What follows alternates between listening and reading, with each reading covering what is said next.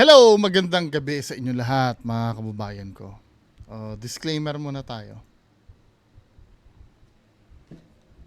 May bugok na nagko-comment sa akin, face reveal daw, face reveal. Kaya nga ako nagtatakip ng muka. Sasabihin nyo face reveal, ang tanga nyo naman. Sorry ha, pero sobrang tanga ng comment na yun. Face reveal. So ano pa silbi nito? Pero meron akong video diyan na wala akong maskara. Wag lang tanga ha. Wag sobrang tanga. Kaya nga to sa load space reveal naman. Gago! Tangina mo, napaka-bobo mo. Anyway, yung mga ina-upload ko tuwing 12 AM, 12 ng madaling araw, yun ay mga lumang video. Ha? Wag nyo akong uutosan na wag mong gawin to, wag mong gawin ng ganyan. Wala na akong magagawa. Lumang video na yun eh. Na-record na yun. Nire-recirculate ko na lang dahil yung iba kasi pa-debunk ng mga video si Kuya Randy Sardonsky, 'di ba? Meron na akong video na gawa, nire-recirculate ko lang uli. Wag na kayo mag-uutos sa akin na wag mong gawin ito, wag kang sumigaw, wag kang magmura. Wala na akong magagawa doon, nagawa na yun eh.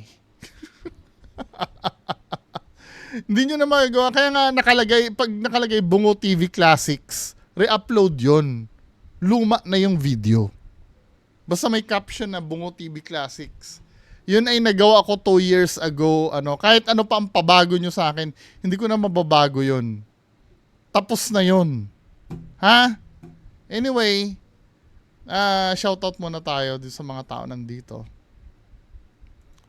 Sino mga nandito? Si Glenn LC, Mark Anthony Raloso, Rosalinda Takazawa, Sir Momong, Sir GC719, Sir Romel Arellano, Sir Eric Cabral Nava, si Sir Rayman Reyes, hello. Sir Mart San, Ma'am Eva Santos, Francis Steven Reyes, hello. Mindset Matters, hello. Joban Gamyao, Ma'am Lynn Tamori at si Sir Chris Badajos. Pa-shoutout daw asawa niya, si Ma'am Cecil Rodriguez. So meron tayong kokomenta na video. Ito ay pinasa sa atin ni Sir Leaf Ocampo, no? Ito yung video. Ang title ay, ito ay sa brigada naman. Pagiging epektibo ng mga albularyo, suriin daw. So another albularyo. Halos 4 na dekada na raw takbuhan, hindi lang ng mga taga Pampanga, maging ng mga taga-ibang bayan si Apo Zon. Sa kanilang pamilya, pangatlong henerasyon na siya ng mga albularyo. Nabanggit po ba sa inyo ng ina ninyo kung bakit kayo po sa dami ninyong magkakapatid ang napili? Oo, nabanggit niya. Bakit daw po? Kasi daw hindi raw ako marunong magmura. Aray! Pero sabi nila, yung pagpasa daw niyan, may nilulunok bang bato yan? O aswang yung iniisip ko? Kasi parang may niluluwa daw yun pag mamamatay na yung matanda eh. Tapos, lulunukin din nung magmamana. Ew! Totoo ba yun? Or ano lang yun? Parang kwentong barbero lang. Kumaramot. Paano po kayo natuto? Tinuruan ako. Sandali lang yun. Sandali lang matuto. Yun lang natatakot ka pag lumalabas na yung bakterya, naiipo mo, gumagano sa palad mo, nangingilabot ka. Dahil nga sa maagang namulat si Apo Zon sa panggagamot, alam niyang isang malaking responsibilidad ang kanyang tinanggap. Sabi ko, ina, ayoko ata yan. Sabi ko ganon. Si maliliit pa yung mga anak ko. Ay ngayon, ayaw ko pa rin. Nagkasakit ako, hindi ako makalakad. Pinupunta ng nanay ko, nanggagaling pa sa Guagua, nagpupunta dito. Sige na, bahala na, sabi ko. Iba't ibang karamdaman daw ang kayang lunasan ni Apo Zon. At para sa mga ito, magkakaibang paraan din ng panggagamot ang kanyang ginagawa. Nang amin nga siyang bisitahin, nakasabay namin si Mang Valentin at ang 12 taong gulang niyang anak na si Michael John. May isang araw na raw nagsusuka at nilalagnat ang bata, kaya hindi nakapasok sa paaralan. Kaya naman, nagpa Talagang sa albularyo pupunta no? siya ang kanyang ama na dalhin siya kay Apo Zon para magpatawas. Bakit po dito kayo unang pumupunta at hindi po sa ospital or sa doktor? Mahal! Kasi malapit eh. Mas madali naman malaman namin eh. Tsaka nasanay na kami dito palagi. Kala ko sabihin mahal. Sanayan mo. Tsaka mas maganda yung paano mo muna, wala namang mawawala eh. Meron. Hindi, baguhin natin yung panahon. Meron. Paano kung minsan grabe at minsan kasi pag health, pwede kasing may oras kang hinahabol dun eh. Na supposed to be, gagaling na yung anak mo, pero nade-delay kasi nga inuuna nyo yan. Well, choice nyo pa rin yun, ano? Pero ang kinukontra ko lang doon, yung pananaw na wala namang mawawala. What if, ganito, no? Nagsusuka daw yung anak niya eh. Hindi naman nagtatae, ano? Let's say may amoebiasis yung anak nyo. Tuloy-tuloy yung pagtatae. Ang kalaban mo kasi niyan, dehydration eh. 'Di ba? Kailangan maagapan agad yun kasi pag na-dehydrate yan, pwede mapahamak yung bata. So, sasabihin niyo, wala namang mawawala eh. Tapos, pupunta kayo dito, tatawasin kayo, no? Then, oy, ang niyan dito, tapos, dadasalan ko para gumaling yan. Naniwala ka na agad dun. Pag uwi nyo ng bahay, patuloy pa rin sa pagtatae. Oh, sabi ng albular, gagaling naman daw yan eh. Hanggang sa hindi nyo na malaya, madidehydrate na yung anak nyo. 'Di ba? May mawawala. Hindi sa lahat ng oras laging ganyan dapat ang katwiran. Pero nasa sa inyo pa rin yung bahala kayo, 'di ba? Ako sinasabi ko lang naman yung totoo. Dala ng tig-iisang hilaw na itlog ang mga pasyente ni Apo Zon. Ito raw kasi ang ginagamit niya para basahin ang kanilang karamdaman. Pinido. Villanes. Pagkatapos maibigay kay Apo Zon ang itlog, agad niya itong dinadala sa kanyang altar para dasalan.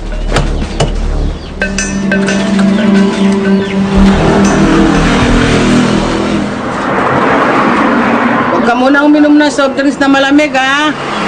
Tsaka tubig na may yelo. Kasi yung sipon mo sa lalamunan. Oh, dumikit yung sipon mo sa lalamunan eh. Yun o, dumikit yung sipon. Ayun, nakikita mo? Hindi. Dumikit yung sipon o. Ayos ah. Sipon yun. O, 'di ba? Gagamutin niya ngayon. Kuya Michael, kumusta ang pakiramdam mo ngayon? Okay na po. Placebo. Ano na ba? Hindi na, yung ulo po sumasakit at saka po yung braso. Araw ng linggo dumadagsa ang mga tao sa bahay ni Apo Zon. 'Di ba? May mawawala doon. Paano ko na misdiagnose 'yun, 'di ba? Ngunit minsan, kahit regular na Hindi mo araw, rin pwedeng relayan na, hindi, sabi ng pasyente, gumaan daw eh. Pwede kasing placebo 'yun eh. may dumarayo pa rin sa kanya, lalo na kung kinakailangan. Tinutulungan si Apo Zon ng kanyang asawang si Apo Doming sa kanyang panggagamot. Nahihirapan yung mga tao pag binibigyan Gagamot din ako, Apo Bungo. Paggamot kayo kay Apo Bungo. siya ng reseta. Hindi basta butik. Ang bayad 5,000. Apo Bungo. Ka nagbibigay ng gamot na walang reseta nang galing sa doktor, di ba? Ang gagawin ko, bubula-bulahin ko lang kayo.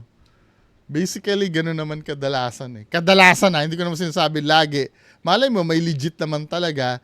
Pero yung iba kasi, bubula-bulahin lang naman kayo. Ay, may ika nakagusto sa yung kapre.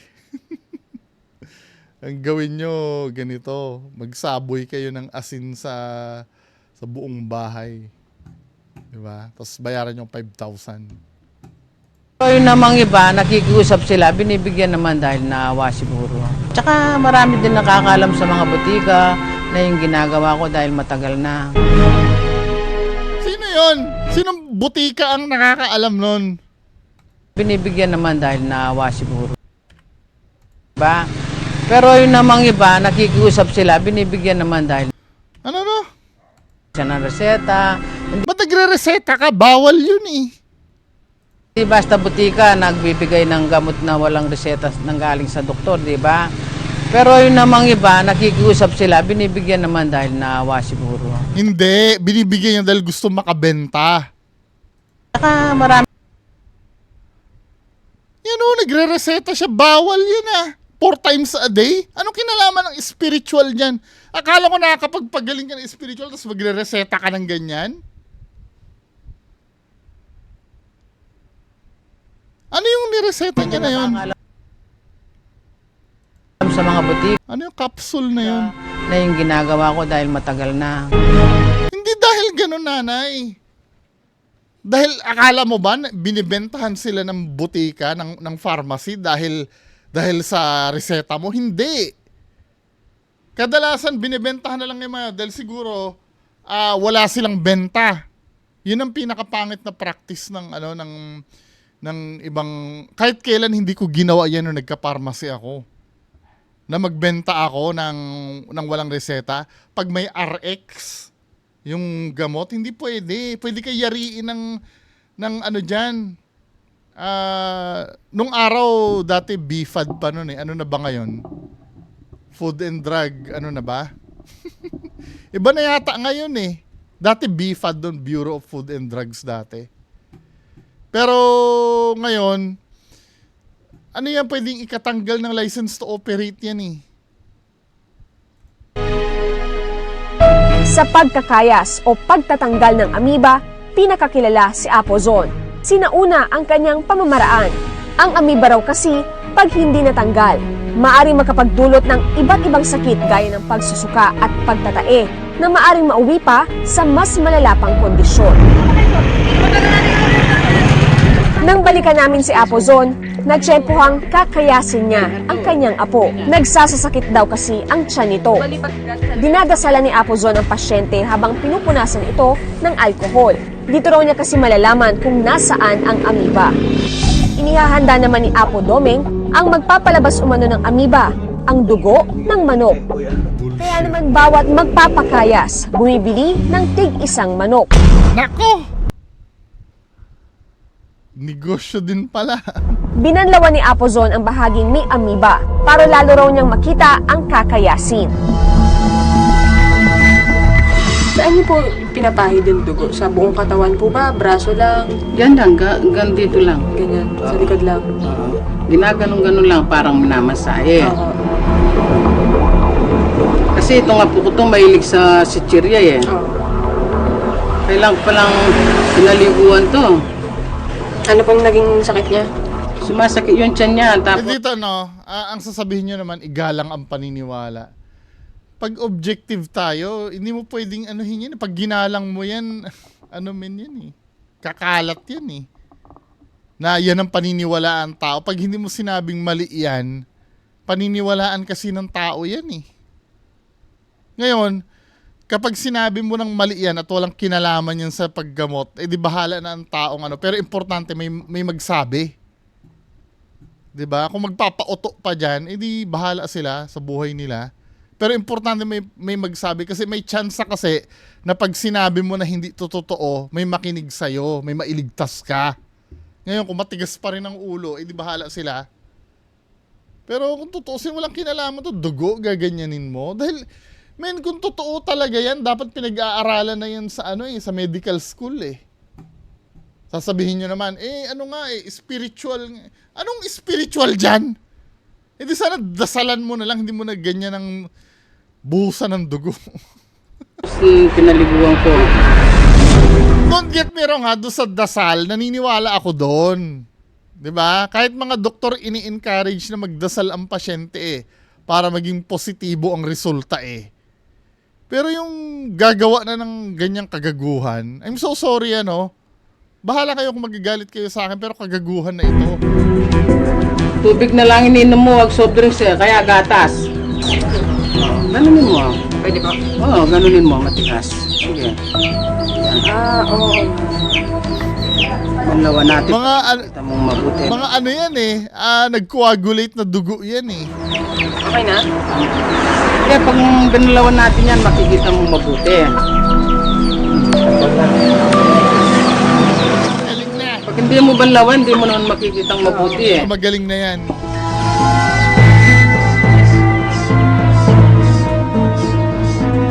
Pino-pino pa yan, bago pa lang kasi yan eh.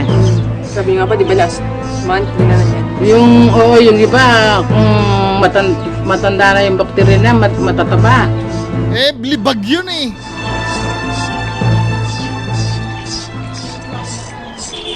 Wala raw inaasahang anuman si Apozon mula sa kanyang mga nagtutulungan. Mahalaga raw sa kanya ang maisalba ang kanilang kalusugan. Pagkatapos kayasin ng ulo ng bakterya gamit nga itong labaha, ito, pinapaliguan na yung pasyente. Pero hindi pa raw dyan natatapos dahil nga kailangan din nilang uminom ng gamot para matanggal naman daw yung natitirang parts pa o yung bahagi ng katawan. ng Anong bakterya. gamot yun? At pagkatapos doon, ay tuluyan na raw siyang gagaling. Hindi sapat yung dasal. Hindi naman nasuri ng doktor ang apo ni Apozon. Hindi rin tiyak kung amoebiasis nga ba yung sakit ng bata.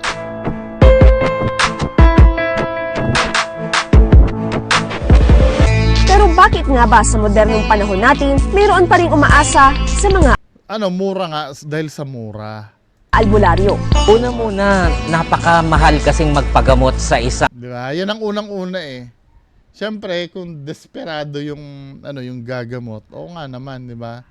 May intindihan mo din. Ospital, Bagamat pwedeng sabihin ng ating Department of Health ay libre naman ang pagpapagamot, pero syempre maraming dagdag na gastos tulad ng pagbili ng medisina, mga consultants fee ng mga doktor. Sa public hospitals, ikaw pa ang bibili ng mga kahit mga dextrose, Ganito kasi ang mas nagagastusan kayo sa albularyo eh. Ewan ko lang doon sa iba, no? Kasi ang mangyayari ganito, magpapa-albularyo kayo. Hindi rin gagaling. Mapipilitan din kayong i-hospital. Gagastos din kayo. Ganun din. 'Di ba? Ang nawala lang sa inyo yung panahon na sana inuna nyo magpa-hospital. I believe yung mga hindi gagaling diyan pupunta pa rin ng ospital yan eh.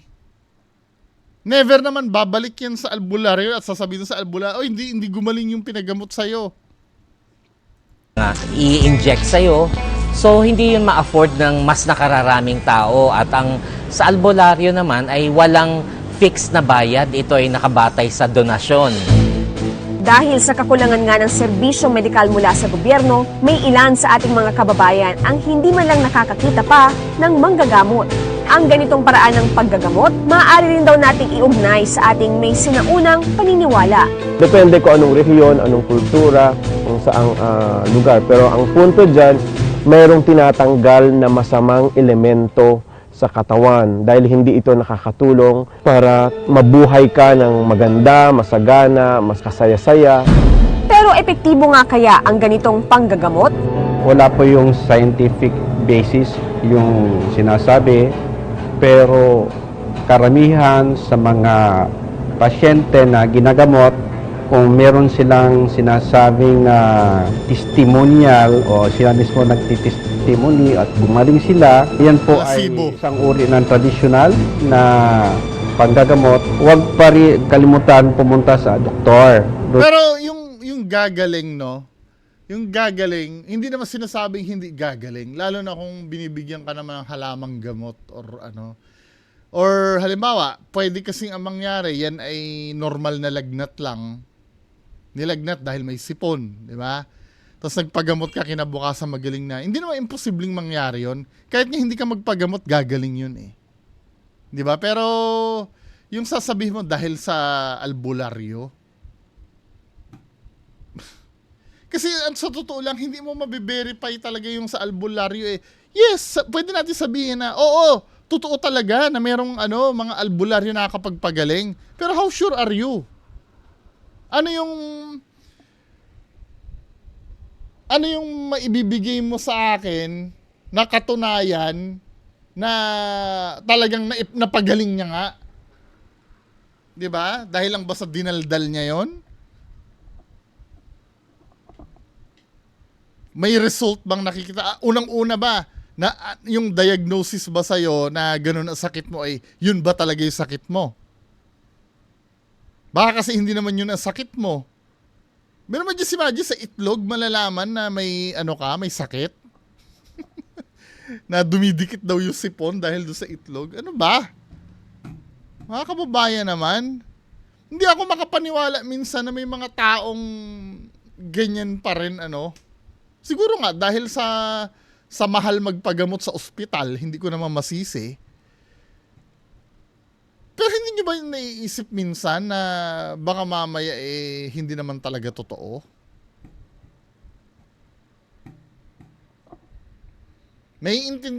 Sa kaso na to, may intindihan ko sana kung ay ginagambala siya ng elemento. So ang paraan na paggagamot niya ay spiritual din. Dinadasalan niya.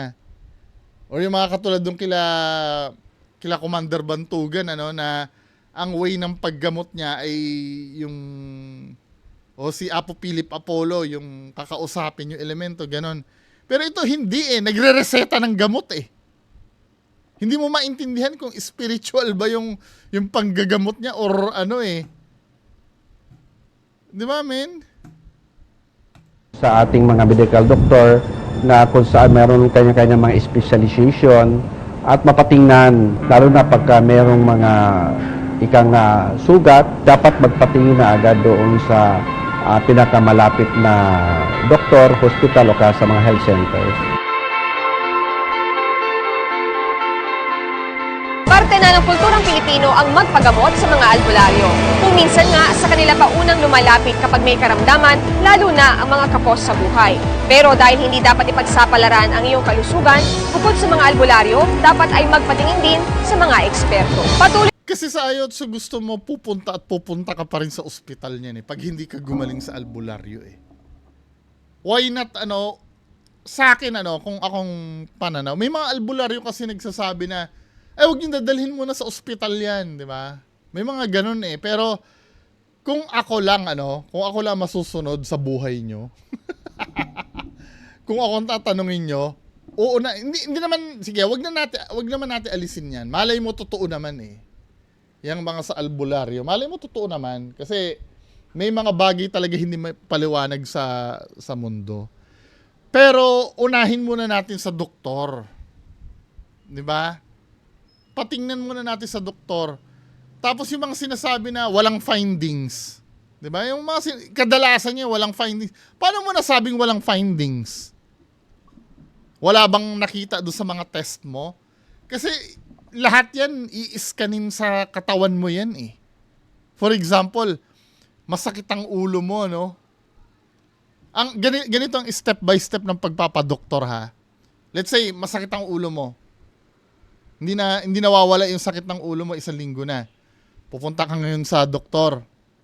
Now, reresetahan ka muna ng doktor. O ito, gamot ito sa, sakit sa ulo. Migraine. Diba? So, ito yung reseta. Akala ng iba, pag niresetahan ka, at ininom mo yun at hindi ka gumaling, sasabihin ng iba, nagpa-doktor na ako pero walang nagawa ang doktor dito sa sakit ko Kaya mag-aalbularyo na ako. No! First step pa lang yon. Pag nagpe-persist pa rin yung symptoms, balik ka uli sa doktor, sabi mo naman kay Doc, hindi gumagaling masakit pa rin talaga ulo ko kahit ininom ko itong nireseta mo. Next step, gagawin ng doktor. Aanuhin ka. Isi-CT scan ka ngayon. Isi-CT scan ka. Sige, magpa-CT scan ka nga para makita natin. Baka, wag naman sana, baka may tumor ka sa ulo. 'Di ba? Kaya hindi gumagaling yung sakit ng ulo mo. Nangyayari yan kadalasan. 'Di ba? Ngayon, clear naman ngayon sa CT scan, tiningnan yung CT scan. clear ka. Pupunta ka naman sa albularyo. Walang findings. Walang findings ang doktor. Hindi pwede. Babalik ka uli. Papakita mo yung resulta mo sa doktor. Doc, walang clear naman ako. Wala naman nakita sa CT scan. Ano kayang problema? Alam ko na. Pumunta ka sa doktor sa mata. Minsan, nagiging cause ng sakit ng ulo, mata mo eh.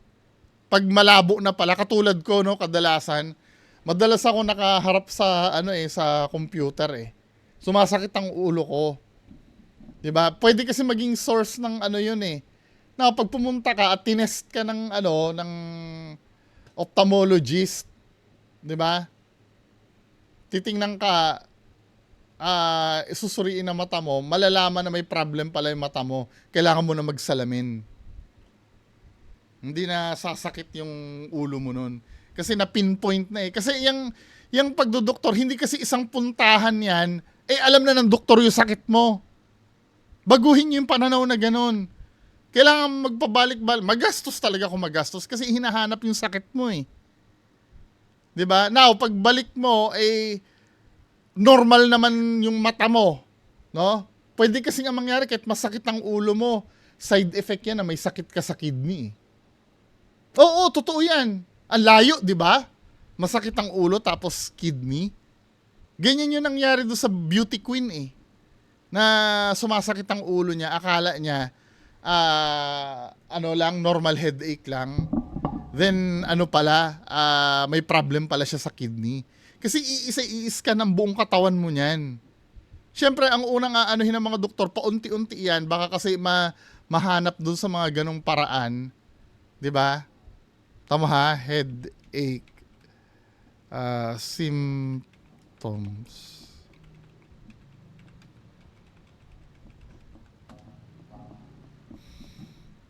May mga ganon talaga na